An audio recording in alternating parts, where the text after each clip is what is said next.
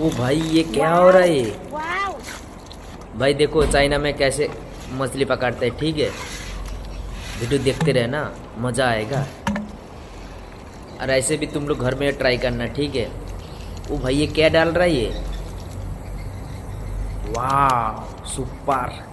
अब वीडियो कैसे लग रहा है कमेंट में तुरंत बोलो। ऐसे वीडियो नेक्स्ट टाइम आएगा, ठीक है। देखो भाई मछली कितना पकड़ लिया इसने। ये चीज़ ओनली चाइना में होता है।